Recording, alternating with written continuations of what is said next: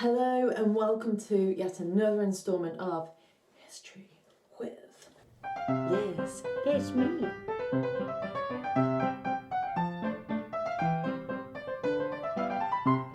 Welcome to part 3 of nautical sayings that we still use today. Let's get to it then. In the doldrums. I don't care if Gavin's down in the doldrums. I don't care if he's down in the dumps. I don't care if he's down in the bloody canal. I ain't taking him back.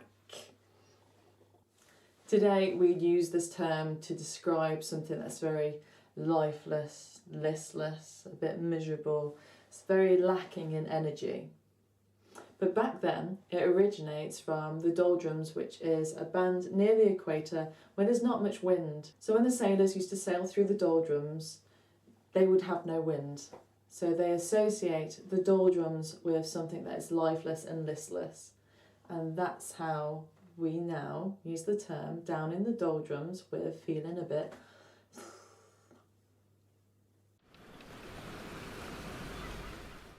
Hard and fast.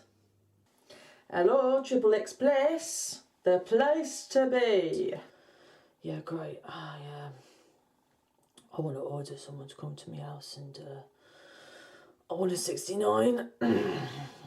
Yeah. 69, no problem, matey. And I want it hard and fast. Would you like sauce with that, mate? Do I want sauce? Of course I want sauce. Mate, you do know that this is a fish and chip shop, right? What are you wearing? Sharon, I told you shouldn't call it Triple X Place. People don't know places of fish, they think it's a place. See you in 10 minutes. Now, I don't think I need to really explain this one, how we use it nowadays. Let's just use it as an example of boxing then. Hard and fast. Over and done with. But back then, hard and fast means something different once again. Sailors use the word hard to describe land. If you listen to any sailors now and they say that their boat is on the hard, it means that their boat is on land. Fast means stuck, like someone is fast asleep. They're fast on. And it comes, it's the saying, to fasten.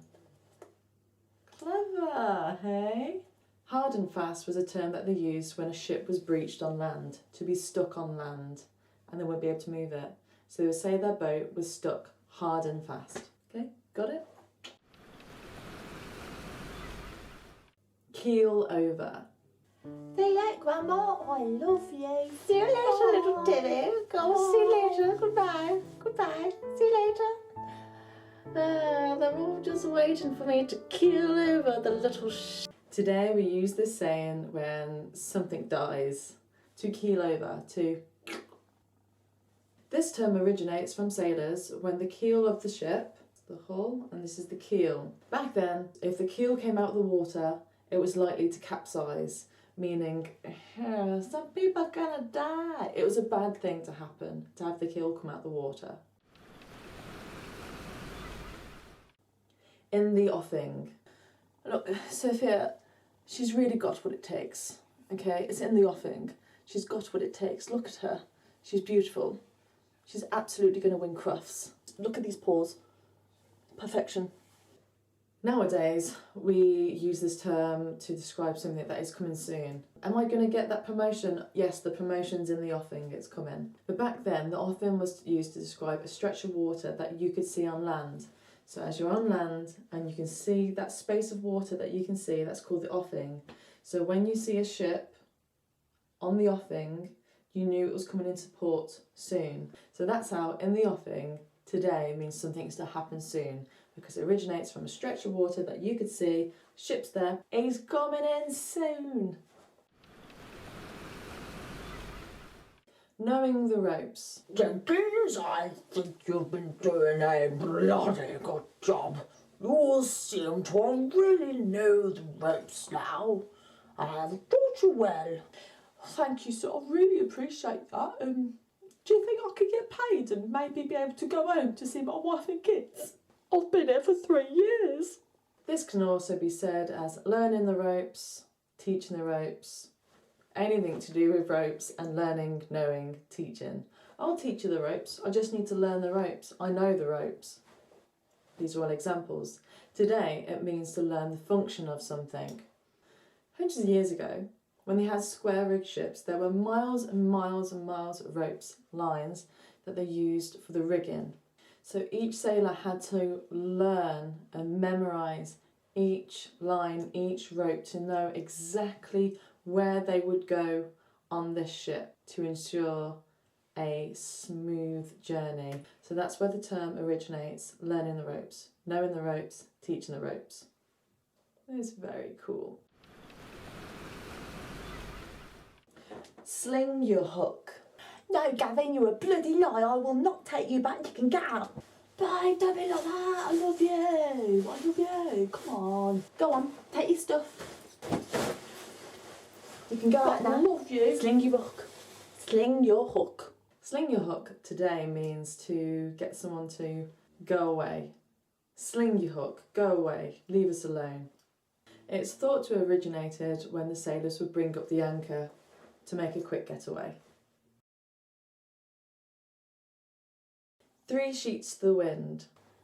Hey, bruv, do you think Gavin's alright? Yes, says I. Oh, my trouble seems so far away. Now it looks as if he is totally like 3 sheets to the wind right now.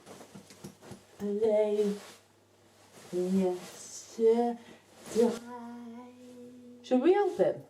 Help him? Do something? Nah. He's laughing it. Yeah, cellmate. Today, if you've ever heard of the term 3 sheets to the wind, maybe you have, maybe you haven't, but today we use it to describe being drunk, very, very, very, very, very drunk. In sailing terms, a sheet is a rope. There are also different stages to being drunk in sailors' language. 1 sheet was just a bit tipsy. 3 sheets meant absolutely bladdered, hammered, rat-arsed. I can't say the others because we want to keep it clean. Drunk. This meant 3 sheets to the wind, the literal sense. If a line came loose, then the sails would be flapping everywhere. 1 line, okay, you can quickly get that under control. 3 lines, you're buggered. Dead in the water. Our plan worked. We have foiled and crushed the rebellion. Their plan is dead in the water. Dead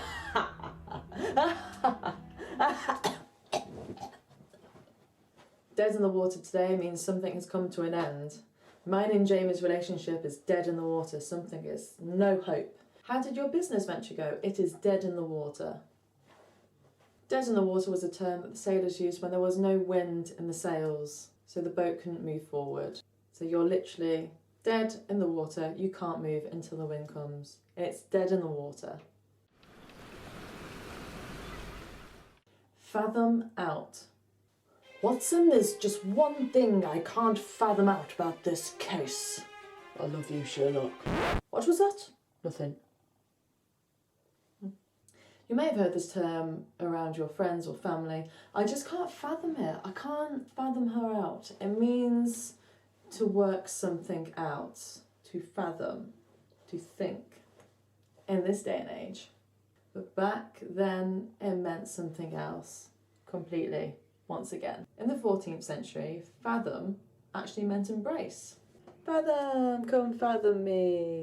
Fathom, back then and now, is used as a unit of measurement. And how they measured a fathom back then was to measure fingertip to fingertip. So that's a fathom. So it was thought to fathom someone in the medieval times was also used to embrace. Interesting. It's all very complicated. Feet, meters, fathoms, yards. Oh, don't get me started on yards. Push the boat out. Go on, love, you can have anything you want. Go on, push the boat out. You can have anything you want, my little sweetheart. Oh, you are so nice. I'll call the chippy now. Hello? Hi. Yes. I would like number 11, number 12. 3 dips, please. Sweet chilli dip, yeah.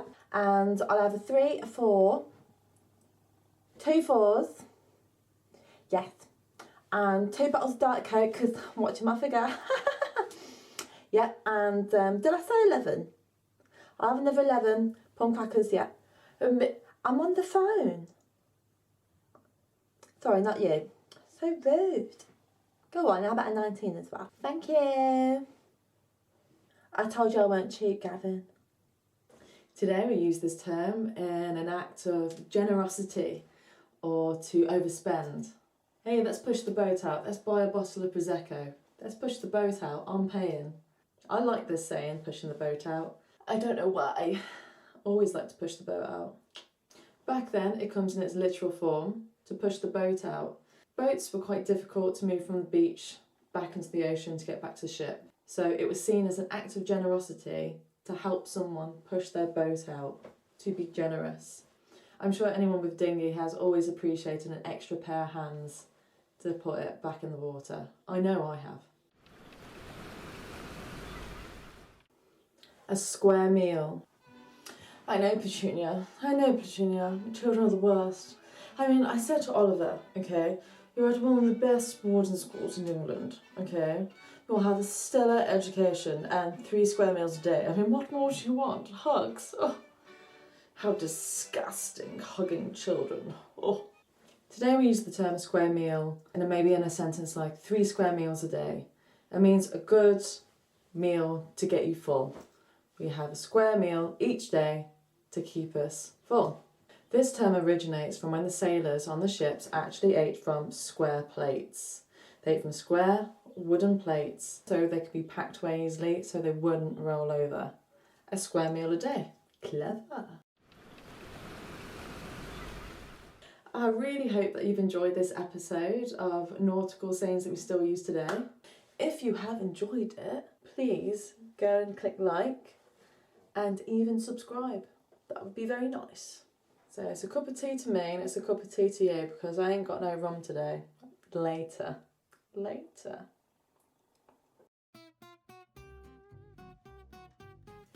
Why are you so weird all the time? XXX bait. XXX place. Okay, that's great. Went where there were no wind. Jefferson Jenkins. Jefferson or Jenkins? You can take your pucks and show them up your arse. Oh, it's just... I'm just too sexy like this. No, bloody good jobs. Blah, blah, blah, blah, blah, blah, blah, blah. Take your stuff. Go on. I don't care, Gavin. Hello, XXX hotline. XXX hotline, wrong one. Hundreds of years ago, when they had squareage... That's all I can get. Yeah, I think so. Love you, Grandma. I'll see you later. Bye. Love you. So they couldn't... That's the dirtier bit for today. Jefferson. It's Jenkins, not Jefferson. Jenkins. The canal? Where did that come from? Is it new? Now the 2 pigeons have turned around to watch me. One is watching me. You flap at me, I'll flap at you. See, I'm deflated. Bloody Maybe. Your sisters. Just, I'll probably just brothers. This is gonna be... Oh. Oh, yes. Sling your hook to... Yeah, brother, I don't think he's doing too well, do you think? I don't think he's doing too well, do you? Yeah. Ah, come on, I don't think he's doing too well, is he?